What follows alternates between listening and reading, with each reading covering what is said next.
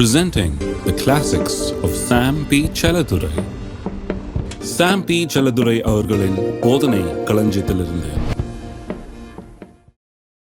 வானத்தின் மதகுகளை குறித்து சொன்னேன் நான். வானத்தின் மதகுகள் சொன்னா தெய்வீகமாக நமக்கு திறக்கப்படும் வாசல்கள், வழிகள் என்று நான் உங்களுக்கு சொன்னேன். ஆகவே ஒரு காரியத்தை நாம் இன்னொரு தடவை வாசிப்போம். கலாத்தியர் 6ஆம் அதிகாரம் 9-10 மட்டும் வாசிக்கிறேன். நன்மை செய்கிறதில் சோர்ந்து போகாதவர்கள் இருப்போமாக, நாம் தளர்ந்து போகாதிருந்தால் ஏற்ற காலத்திலே அறுப்போம். ஆகையால் நமக்கு கிடைக்கும் சமயத்துக்கு தக்கதாக யாவருக்கும், விசேஷமாக விசுவாச குடும்பத்தார்களுக்கும் நன்மை செய்ய கடவோம். 2 காரியத்தை கவனிக்கணும். 9ஆம் வசனத்துல ஏற்ற காலம் என்று சொல்லப்பட்டிருக்குது, ஆங்கிலத்தில் டியூ சீசன். 10ஆம் வசனத்துல சமயத்துக்கு தக்கதாக என்று சொல்லப்பட்டிருக்கிறது. சமயத்துக்கு தக்கதான ஆங்கிலத்தில் as the opportunity becomes available என்று சொல்லலாம். இந்த opportunity என்கிற வார்த்தை சமயம் வாய்க்கும் போதெல்லாம் என்று சொல்லப்பட்டிருக்கிறது. சமயத்துக்கு தக்கதாக அல்லது சமயம் வாய்க்கும் போதெல்லாம் அல்லது ஆப்பர்ச்சுனிட்டி வரும்போதெல்லாம். இந்த ஆப்பர்ச்சுனிட்டி என்கிற வார்த்தை வேத வசனம் அநேக நேரத்தில் டைம் என்று சொல்லி மொழிபெயர்க்கிறது. ஆங்கிலத்தில் காலம் என்று, தமிழில் அது கொஞ்சம் தேவலாம்.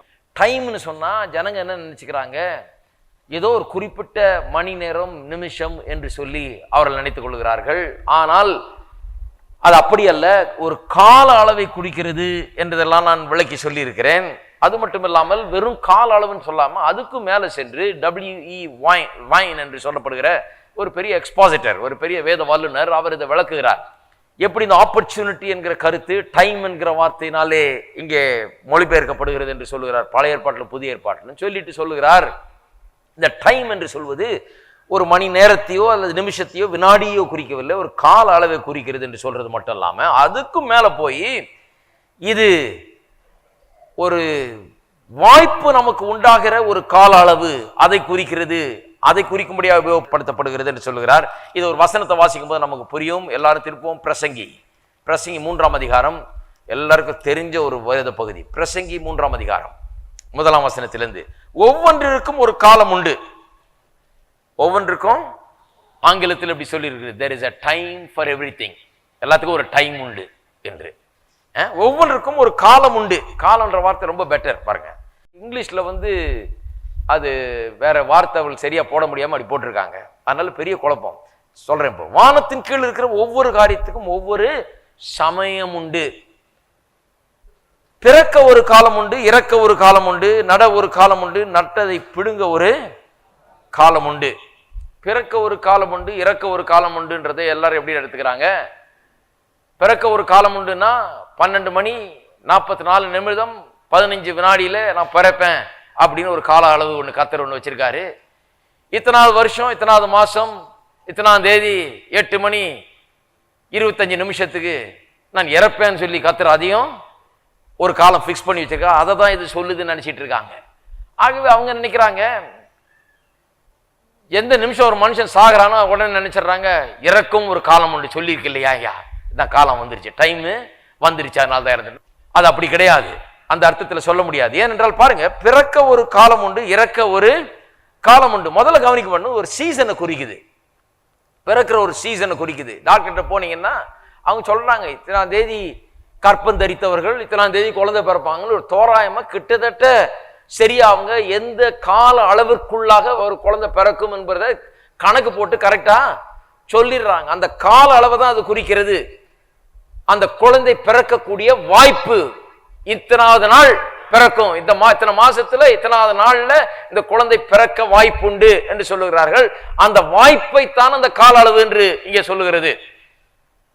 அப்ப பிறக்க ஒரு காலம் உண்டுன்னா ஒரு குழந்தை பிறக்கிறதுக்கு ஒரு வாய்ப்பு அந்த கால அளவில் இருக்கிறது.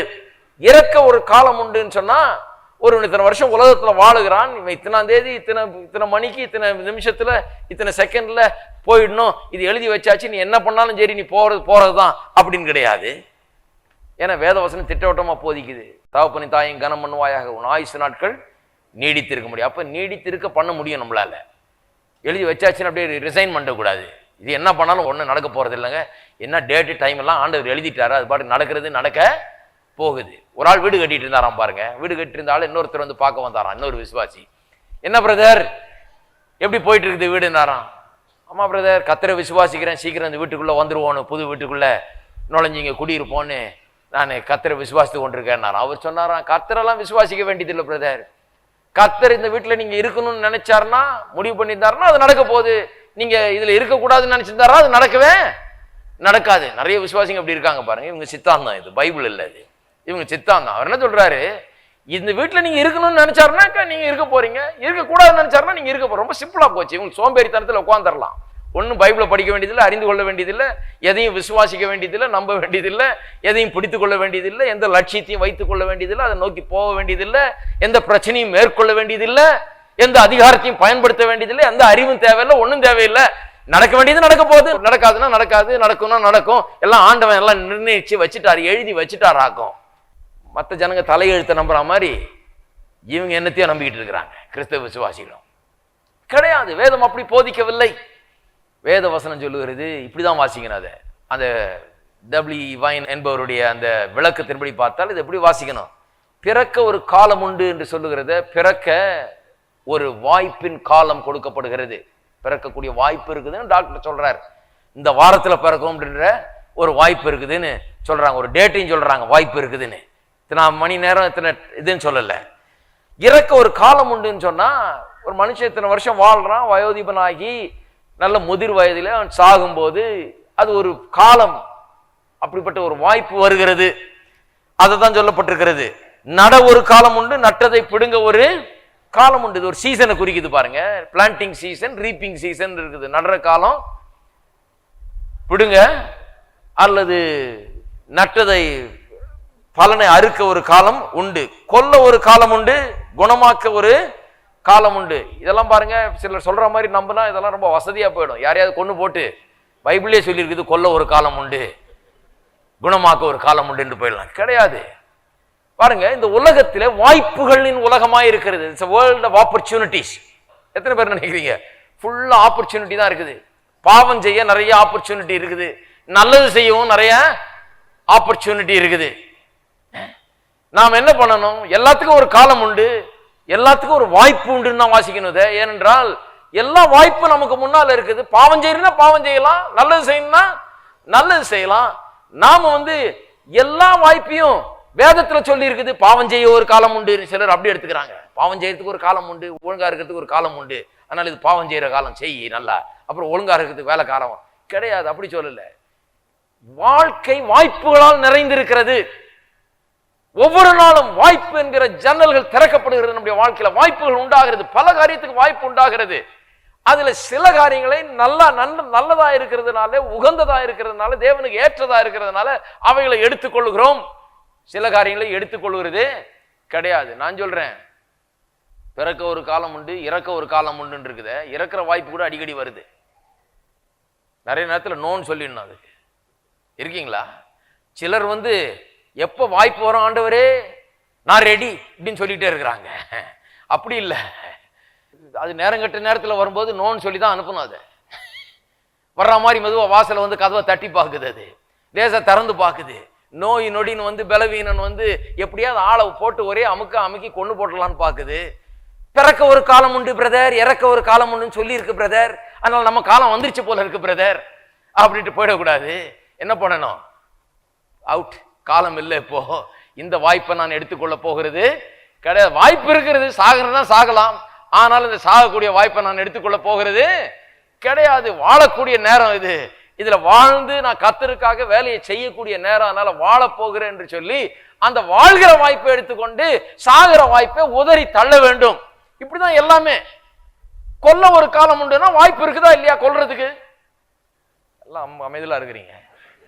எனக்கு நிறைய வாய்ப்பு வந்திருக்குது. இந்நேரம் கொண்டு இருந்தா நிறைய பேர் கொண்டு இருக்கலாம்.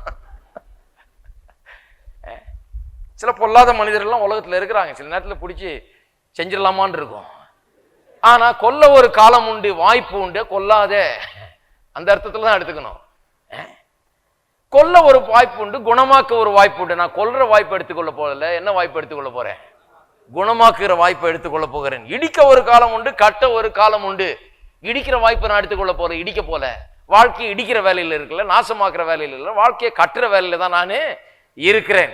இடிக்கிற வேலையை செய்ய போறது இல்லை, கட்டுற வேலையை தான் செய்ய போகிறேன் அப்படிதான் எடுத்துக்கொள்ள வேணும். காலம் உண்டு. Time to destroy, time to பில்ட்னு சொன்னா இது டைம் டு டிஸ்ட்ராய்னு சொல்லி டிஸ்ட்ராய் பண்ணிட்டு அதை நியாயப்படுத்த கூடாது. இந்த வசனத்தை வைத்துக்கொண்டு வாழ்க்கை எப்படி வாய்ப்புகளால் நிறைந்திருக்கிறது. காலம் நமக்கு வாய்ப்புகளை ஏற்படுத்தி கொடுக்கிறது.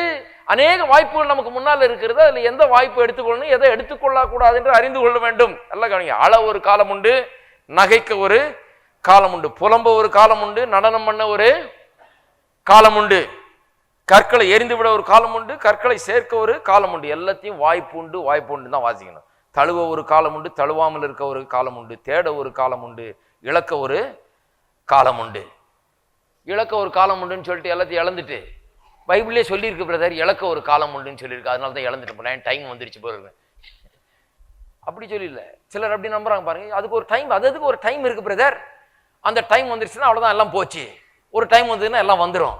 கிடையாது. வாய்ப்புகள் வருகிறது. முட்டாள்தனமா வாழ்ந்து முட்டாள்தனமா காரியங்களை செய்தால் அப்படி ஒரு டைம், அப்படி ஒரு ஆப்பர்ச்சுனிட்டி நமக்கு உண்டாகிறது. நாம அதுல முட்டாள்தனமா போய் இறங்கக்கூடாது. நாம் ஞானிகளா இருக்க வேண்டும். தேவனுடைய வசனத்தை பற்றி கொண்டவர்களா இருக்க வேண்டும். வெற்றி எடுக்கிறவர்களா இருக்க வேண்டும். வாசிப்போம். காப்பாற்ற ஒரு காலம் உண்டு, எரிந்து விட ஒரு காலம் உண்டு, கிழிக்க ஒரு காலம் உண்டு, தைக்க ஒரு காலம் உண்டு. அப்படின்னா என்ன அர்த்தம்? வாய்ப்பு இருக்குது, கிழிக்கலாம் இல்ல தைக்கலாம். என்ன பண்ண போறீங்க? கிழிக்க போறீங்களா? தையுங்க, கிழிக்காதீங்க. நிறைய பேர் சொல்லிட்டு கிழிஞ்சுது, வாயிலே கிழிச்சிடுறாங்க. வாயில தையுங்க, கிழிக்காதீங்க. மௌனமாக இருக்க ஒரு காலம் உண்டு, பேச ஒரு காலம் உண்டு. ரொம்ப ரொம்ப உண்மை பாருங்க. வாய்ப்புகள் உண்டு, பேசக்கூடிய வாய்ப்பு சில நேரத்தில் வருது. ஆனால் பேசாமல் வாய மூடிட்டு இருக்கிறது ரொம்ப நல்லது. பேசியே சில காரியங்களை கெடுத்துடுறோம். மௌனமாக இருக்கிற ஒரு காலம் உண்டுன்னா அதை எடுத்துக்கணும். இது கரெக்டாக இருக்க வேண்டிய காலம். ஒன்றும் வார்த்தையை பேச வேண்டாம், ஒன்றுத்தையும் சொல்லவே வேண்டாம். வாய்ப்புகள் எல்லாம் இதுக்கும் ஒரு காலம் உண்டு, அதுக்கும் ஒரு காலம், இதுக்கும் ஒரு வாய்ப்பு உண்டு, அதுக்கும் ஒரு வாய்ப்பு உண்டு. நாம் எந்த வாய்ப்புகளை எடுத்துக்கொள்கிறோமோ, எப்படி நல்ல வாய்ப்புகளை நாம் தெரிந்து கொள்கிறோமோ, அதுதான் நமக்கு நல்ல காரியத்தை செய்ய போகுது. பாருங்க, சிநேகிக்க ஒரு காலம் உண்டு, பகைக்க ஒரு காலம் உண்டு. அப்படின்னா என்ன பண்ண போறீங்க?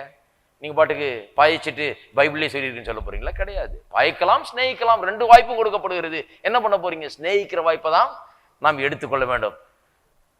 யுத்தம் பண்ண ஒரு காலம் உண்டு, சமாதானம் பண்ண ஒரு காலம் உண்டு. யுத்தம் பண்ண ஒரு காலம் உண்டுன்றதுனால பேசாம போய் யுத்தம் பண்ணலாம் என்றல்ல. சமாதானம் பண்ண ஒரு காலம் உண்டு. சமாதானம் பண்ற வேலையில தான் இருக்கணும். யுத்தத்தை ஆரம்பிக்கிற வேலையில நாம் இருக்கக்கூடாது. இப்படி அநேக ஜனங்கள் பாருங்க, வாய்ப்புகளின் உலகத்தில் நாம் வாழுகிறோம் என்பதை அறிந்து கொள்றது இல்லை. வாய்ப்புகளை எங்க பார்த்தாலும் பார்க்கிறாங்க. வாய்ப்புகள் அவர்களுக்கு முன்னால வைக்கப்படுகிறது. அவர்களுக்கு இந்த வாய்ப்புகள் எல்லாம் பார்க்கும்போது எது நமக்கு கர்த்தர் கொடுக்கிற வாய்ப்பு, எது இந்த உலகத்துல இருக்கிற இந்த பிசாசு, இந்த பாவம் எல்லாம் சில வாய்ப்புகளை நமக்கு கொடுக்கிறது, அது அப்படிப்பட்ட வாய்ப்பு என்ன, கடவுள் நமக்கு கொடுக்கிற வாய்ப்பு என்ன, இந்த ரெண்டு வாய்ப்பையும் புரிந்து கொள்ள வேண்டும். இருக்கீங்களா? புரிந்து கொள்ளும் போதுதான் நம்முடைய வாழ்க்கையில வெற்றி உண்டாகிறது. கடவுள் நமக்கு என்ன வாசலை திறந்திருக்கிறார், என்ன விதமான வாய்ப்பை கொடுத்திருக்கிறார், இது எனக்கு கடவுள் கொடுக்கிற வாய்ப்பா, கடவுள் வானத்திலிருந்து எனக்கு திறந்து கொடுக்கிற ஒரு வாசலா, இது இந்த வாய்ப்பு தேவன் எனக்கு உண்டு பண்ணி இருக்கிறாரா, அதை நான் எடுத்துக்கொள்ள போகிறேன். அல்லது இந்த வாய்ப்பு இந்த பொல்லாத உலகத்திலே, பாவ உலகத்திலே, பிசாசின் உலகத்திலே பிசாசு பல வாய்ப்புகளை வைத்திருக்கிறான், இது அப்படிப்பட்ட ஒரு வாய்ப்பா என்பதை எண்ணி பார்த்து செயல்பட்டால் தான் நமக்கு வெற்றி உண்டாகிறது.